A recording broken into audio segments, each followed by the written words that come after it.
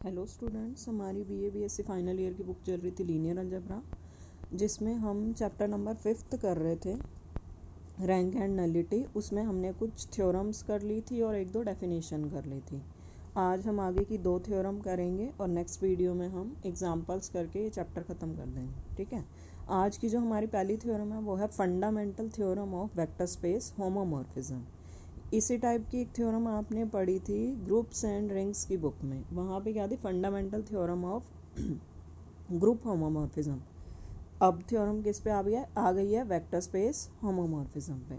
देखो स्टेटमेंट क्या है हमारे पास, स्टेट एंड प्रूव आती है ये।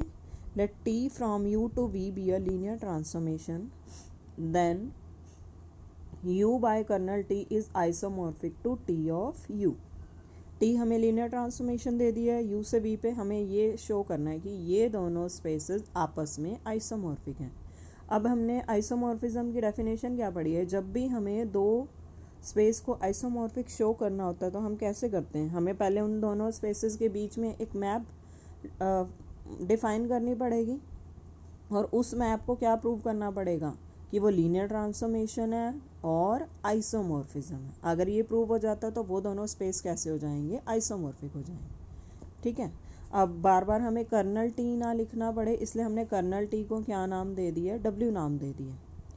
अब u बाय डब्ल्यू बन गया। एक तरह से मुझे प्रूव क्या करना है कि u बाय डब्ल्यू किसके आइसोमॉर्फिक है? t ऑफ u के। ठीक है, अब इसको इसके आइसोमॉर्फिक प्रूव करना है तो एक मैप मुझे डिफाइन करनी पड़ेगी जो यहाँ से यहाँ तक जा रही हो। तो मैप मैंने कौन सी डिफाइन कर ली? f कहाँ से कहाँ तक जा रही है? u बाय डब्ल्यू से लेके t ऑफ u तक जा रही है। और कैसे डिफाइन की? इसका हर एक एलिमेंट कैसा दिखाई देगा? क्वोशंट सेट की तरह है ना ये, क्वोशंट स्पेस लगा लो या क्वोशंट ग्रुप भी आपने पढ़ा हुआ है। उसका हर एक एलिमेंट कैसा दिखता है? w plus some element of u।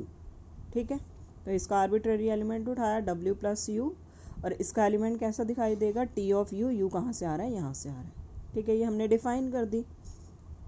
अब मुझे इसे प्रूव करना है कि ये वेक्टर स्पेस आइसोमॉर्फिज्म है। सबसे पहले तो इसे वेल डिफाइन ही प्रूव करेंगे। वेल डिफाइन हम कैसे प्रूव करते हैं? 1-1 का उल्टा ही प्रोसेस होता है। 1-1 में हम क्या लेके चलते हैं? दो एलिमेंट की इमेजेस इक्वल लेके चलते हैं और प्रूव कर देते हैं कि वो दोनों एलिमेंट आपस में इक्वल हैं। तो वेल डिफाइन में हमारा क्या रहता है? दो एलिमेंट हम इक्वल लेके चलते हैं डोमेन के और उनकी इमेजेस को फिर एंड में इक्वल शो कर देते हैं।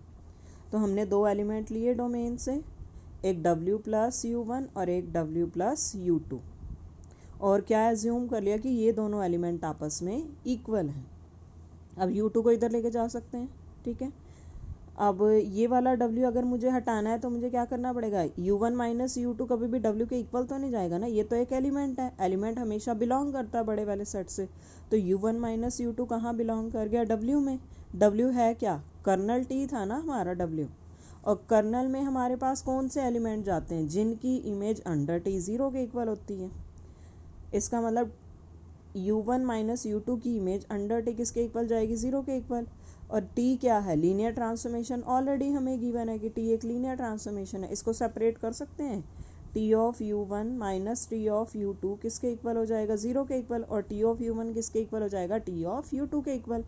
और t ऑफ u1 इसके अकॉर्डिंग किसके इक्वल जाएगा? यहाँ से यहाँ जा सकते हैं, f of w plus u1। t of u2 किसके इक्वल जाएगा? f of w plus u2। तो हमने क्या किया? डोमेन के दो एलिमेंट इक्वल लेके चले और उनकी इमेजेस आपस में इक्वल शो कर दी। ठीक है, इसका मतलब मैपिंग हमारी f जो थी वो कैसी होगी? Well defined. अब मुझे क्या प्रूव करना है कि f क्या है? लीनियर ट्रांसफॉर्मेशन है। अब इसमें au प्लस bv वाली प्रॉपर्टी में उलझने के बजाय हम सीधा यही वाला प्रोसेस कर लेते हैं। f of one element plus second element is equals to f of first element plus f of second element. ये दो प्रॉपर्टी वाला करने, जहाँ हमें जो ईजी लगता है हम वहाँ पे वो वाली प्रॉपर्टी ऑप्ट कर लेते हैं। ठीक है, दो एलिमेंट हमने आर्बिट्रेरी ले लिए u बाय w से, f of this element plus this element. कैसे लिख सकते हैं? ये दो w हैं, इसको एक w में कन्वर्ट कर सकते हैं, w plus u1 plus u2। फिर नेक्स्ट स्टेप में इसको एक ब्रैकेट में लिख सकते हैं। ये किसकी वैल्यू बनेगी हमारे पास? t of u1 plus u2 बन जाएगा। अगर यहाँ पे f of w plus u1 plus u की जगह मेरे पास अब क्या आ गया? u1 प्लस u2 आ गया। तो क्या आ जाएगा मेरे पास यहाँ? t of u1 plus u2। और t क्या है? लीनियर ट्रांसफॉर्मेशन है। लीनियर ट्रांसफॉर्मेशन है तो सेपरेट हो जाएगा T of U one plus T of U two. T of U one किसके इक्वल है, F of W plus U one, और टी ऑफ यू टू किसके इक्वल है, F of W plus U two. ठीक है, और क्या prove करना है, F of A into this element is equals to A into F of this element. अब ये ए क्या है, स्केलर है, स्केलर अगर किसी सबस्पेस से मल्टीप्लाई होगा तो उसके अंदर ही इंक्लूड हो जाएगा, अलग से तो लिखने की ज़रूरत नहीं है, इसके अंदर चला गया, ये इस एलिमेंट के साथ मल्टीप्लाई होया हुआ दिखेगा अलग से। ठीक है, अब फिर से ये F of W plus U A you one, अब यू की जगह क्या आ गया, ए यू वन आ गया, तो ये वैल्यू किसके इक्वल जाएगी, T of A you one. T क्या है, लीनियर ट्रांसफॉर्मेशन है, ए बाहर आ जाएगा, टी ऑफ यू वन हो जाएगा। टी ऑफ यू वन का क्या मीनिंग है, F of W plus U one. Proof क्या करना था, F of A into this element is equals to A into F of this element. कर दिया हमने प्रूफ। अभी हमारा क्या प्रूव हो गया, एफ को हमने वेल डिफाइंड प्रूव कर दिया और एफ को लीनियर ट्रांसफॉर्मेशन प्रूव कर दिया। अब क्या प्रूव करना रह गया, आइसोमॉर्फिज्म, मीन्स एफ को वन वन भी प्रूव करना है और ऑन टू भी प्रूव करना है। वन वन कैसे करते हैं, दो आर्बिट्रेरी एलिमेंट लेते हैं डोमेन से, उनकी इमेजेस इक्वल लेके चलते हैं और एंड में उन एलिमेंट्स को ही इक्वल शो कर देते हैं। इमेजेस इक्वल लेके चले, ये किसके इक्वल है, टी ऑफ यू वन, और ये किसके इक्वल है, टी ऑफ यू टू। इसको इधर लेके गए, टी लीनियर ट्रांसफॉर्मेशन है, कंबाइन हो जाएंगे ये। अब कर्नल टी का क्या मीनिंग होता है, जिनकी इमेजेस भी अंडर टी ज़ीरो के इक्वल जाती है वो सारे एलिमेंट कर्नल टी में जाते हैं। इसका मतलब इसकी इमेज अंडर टी ज़ीरो के इक्वल है तो ये एलिमेंट भी कर्नल टी में चला गया, मतलब डब्ल्यू में चला गया। तो इसको मैं लिख सकती हूँ इस तरह से, ये बिलोंग कर गया। अगर मुझे इक्वालिटी लेके आनी है तो क्या करना पड़ेगा, डब्ल्यू ऐड कर दो इधर, फिर अब इसको इधर लेके चले जाओ, क्या आ गया मेरे पास, दो एलिमेंट की इमेजेस इक्वल लेके चली थी और एलिमेंट्स को आपस में इक्वल शो कर दिया हमने। तो एफ मैपिंग कैसी होगी है, वन वन होगी है। अब ऑन टू के लिए कैसे प्रूव करना है, हमने क्या किया, यू लिया कैपिटल यू से, तो अब हमें पता है जितने भी यू कैपिटल यू से बिलोंग कर रहे हैं उनके लिए टी ऑफ यू मेरा बिलोंग करेगा टी ऑफ यू से, और डब्ल्यू प्लस यू मेरा कहाँ बिलोंग करता है, अगर यू यहाँ से आ रहा तो डब्ल्यू प्लस यू कहाँ चला गया, इसमें चला गया। तो मेरे पास ये एलिमेंट के लिए ये एलिमेंट एग्जिस्ट हो गया, ये एलिमेंट एग्जिस्ट हो गया, तो मेरे पास आ गया ना, इस एलिमेंट के लिए ये एलिमेंट मैंने एग्जिस्ट करवा दिया कि such that F of this is equals to this. तो मतलब कोडोमेन के हर एक एलिमेंट के पास एटलीस्ट वन प्री इमेज मिल रही है। ठीक है, तो इसका मतलब एफ मैपिंग कैसी होगी है, ऑन टू होगी है। तो एफ क्या बन गई, वेक्टर स्पेस आइसोमॉर्फिज्म।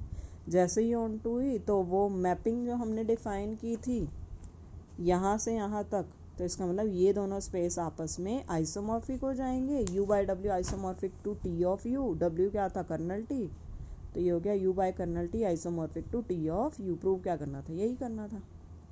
ठीक है, टी जैसे अगर टी ऑन टू हो जाती है हमारे पास तो T U by kernel T isomorphic to V, मतलब कोडोमेन के ही आइसोमॉर्फिक हो जाता अगर टी ऑन टू दिया होता साथ में।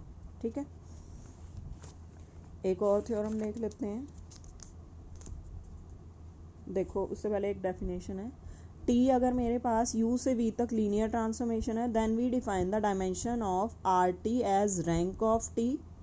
आर टी मतलब रेंज स्पेस की डायमेंशन को हम क्या बोल देते हैं, rank of T, denoted by rho T.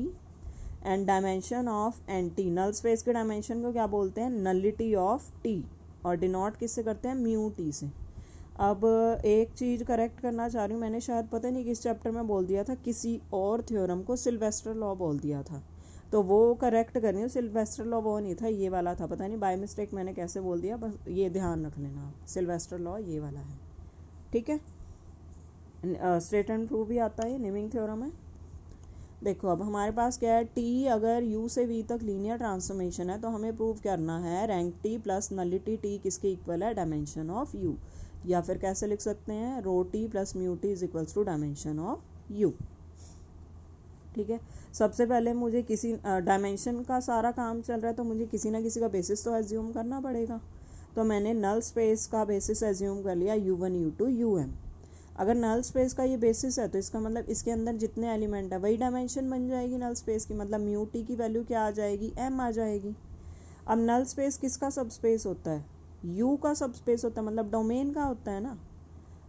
अब ये u का सब स्पेस है, ये बेसिस है एन टी का, इसका मतलब ये li भी होगा एन टी के अंदर। अगर ये सेट li है एन टी के अंदर और एंटी यू का सबस्पेस है, इसका मतलब ये वाला सेट ही यू के अंदर भी एल होगा, है ना। और हमने एक्सटेंशन थ्योरम में क्या पढ़ा हुआ है, अगर कोई भी सेट मेरे पास एल है बड़े वाले स्पेस में, तो मैं उसको एक्सटेंड करके बेसिस बना सकती हूँ उसका। तो इसी में अगर मैं कुछ और एलिमेंट ऐड कर दूँ तो मेरे पास बेसिस बन जाएगा यू का। तो हमने एक्सटेंड करके इसको क्या बना दिया, यू का बेसिस बना दिया। तो यू की डायमेंशन कितनी हो जाएगी, जितने इसके अंदर एलिमेंट्स हैं, कितने एलिमेंट हैं, एन एलिमेंट है, तो यू की डायमेंशन होगी एन और एन टी की डायमेंशन होगी एम। अब मेरा प्रूव करना क्या रह गया है, अब मेरी सारी वैल्यू जो है निकालने की रह गई है, वो रह गई है रो टी की। मतलब रैंक टी मुझे प्रूव किसके इक्वल करना पड़ेगा, ये तो एम के इक्वल है, ये एन के इक्वल है, तो रैंक टी मुझे प्रूव करना पड़ेगा कि किसके इक्वल है, एन माइनस एम के इक्वल। ठीक है। अब हमने एक नया सेट बनाया, जितने एंटी में एलिमेंट थे ना जो हमने एक्स्ट्रा ऐड किए हैं यू का बेसिस बनाने के लिए, उनकी इमेजेस का एक सेट बना लिया। क्योंकि मुझे बेसिस अगर उसका बनाना है रेंज स्पेस का, तो मुझे सेट तो क्रिएट करना पड़ेगा, और बेसिस के लिए मुझे इमेजेस का सेट ही लेना पड़ेगा, क्योंकि रेंज स्पेस में कौन से एलिमेंट जाते हैं, जो किसी ना किसी की इमेजेस होते हैं। तो इसको हम क्या क्लेम कर रहे हैं कि यही सेट, इसमें n माइनस एम एलिमेंट है ना, इसी को हम क्लेम कर रहे हैं कि ये बेसिस बना देंगे हम किसका, आर टी का। ठीक है। अब मुझे पता है बेसिस के लिए क्या क्या प्रूव करना है, एक स्पैनिंग वाली चीज़ प्रूव करनी है और एक एल आई, बस हमारा काम वही हो जाएगा। अब मुझे पता है जो ये एस वाला सेट था वो यू का बेसिस था। ठीक है। अगर मैं आर्बिट्रेरी एलिमेंट कैपिटल यू से लेती हूँ तो वो यू के बेसिस के लीनियर कॉम्बिनेशन की फॉर्म में लिखा जाएगा, तो इस यू को मैंने इनके लीनियर कॉम्बिनेशन की फॉर्म में लिख दिया। ठीक है। दोनों तरफ टी अप्लाई कर सकते हैं, कर दिया, टी लीनियर ट्रांसफॉर्मेशन है, सेपरेट सेपरेट हो जाएंगे ये। ठीक है। अब ये u1 u2 um किसके बेसिस थे, एन टी के, मतलब एन टी के अंदर बिलोंग कर रहे हैं ये। एन टी के अंदर जो भी एलिमेंट बिलोंग करते हैं उनकी इमेज अंडर टी किसके इक्वल जाती है, जीरो के इक्वल जाती है। इसका मतलब T of u1 T of u2 up to T of um किसके इक्वल होगा, जीरो के इक्वल होगा। तो ये सारी वैल्यू जीरो हो जाएंगी, बचेगा क्या, A M plus one T of you M plus one up to A N T of you N. ठीक है। अब यहाँ से क्या दिखाई दे रहा है कि टी ऑफ यू किसके लीनियर कॉम्बिनेशन की फॉर्म में लिखा गया है, T of you M plus one up to T of you n, मतलब इन एन माइनस एम एलिमेंट के लीनियर कॉम्बिनेशन की फॉर्म में टी ऑफ यू लिखा गया। टी ऑफ यू कहाँ से आया, अगर यू कैपिटल यू से आया तो टी ऑफ यू कहाँ गया, आर टी में गया। आर टी का आर्बिट्रेरी एलिमेंट इनकी लीनियर कॉम्बिनेशन की फॉर्म में लिखा गया। इसका मतलब इस T of you M plus one वाले सेट ने क्या कर दिया, स्पैन कर दिया किसको, आर टी को। अब मेरा प्रूव करना क्या रह गया, इस वाले सेट को एल आई प्रूव करना रह गया बस, तो बेसिस बन जाएगा ये, फिर डायमेंशन वाला काम हो जाएगा हमारा। अब एस डैश को एल आई प्रूव करना है, जिस भी सेट को हमें एल आई प्रूव करना होता है तो उसका लीनियर कॉम्बिनेशन स्केलर्स के साथ जीरो के इक्वल लेके चलते हैं हम। लीनियर कॉम्बिनेशन लिया, स्केलर्स के साथ जीरो के इक्वल रख दिया। टी क्या है, लीनियर ट्रांसफॉर्मेशन है, ये सारे एलिमेंट अंदर चले जाएंगे। फिर से पहले तो मेरे पास क्या आएगा, T of A M plus one U M plus one plus up to T of A N U N is equals to zero. फिर से टी लीनियर ट्रांसफॉर्मेशन है, फिर कंबाइन एक में ही आ जाएंगे ये सारे के सारे एलिमेंट, ये आ जाएगा। अब क्या दिखाई दे रहा है, इसको अगर मैं एक एलिमेंट की तरह ट्रीट करूँ, ये एक एलिमेंट ये है, इसकी इमेज अंडर टी जीरो के इक्वल जा रही है, इसका मतलब ये एलिमेंट कहाँ चला जाएगा, नल स्पेस में चला जाएगा।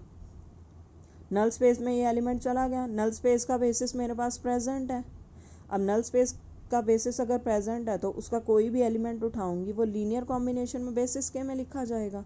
तो ये एक एलिमेंट मैंने इसके लीनियर कॉम्बिनेशन की फॉर्म में लिख दिया, इसको इधर लेके चले गए। अब यहाँ क्या दिखाई दे रहा है, u1 u2 u M plus one up to u n, इन सब का लीनियर कॉम्बिनेशन स्केलर के साथ जीरो के इक्वल आ रहा है।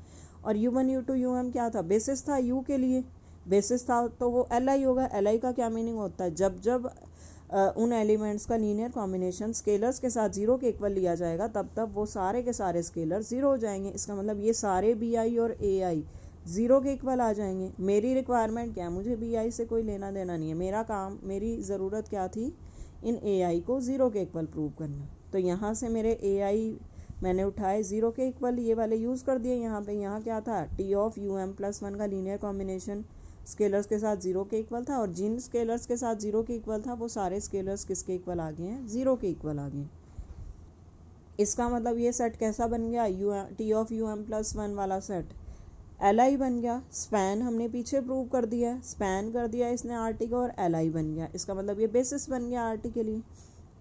आर टी की डायमेंशन कितनी आ जाएगी, कितने एलिमेंट थे वो, एन माइनस एम, तो रो टी इसका मतलब किसके इक्वल आ गया, एन माइनस एम के इक्वल।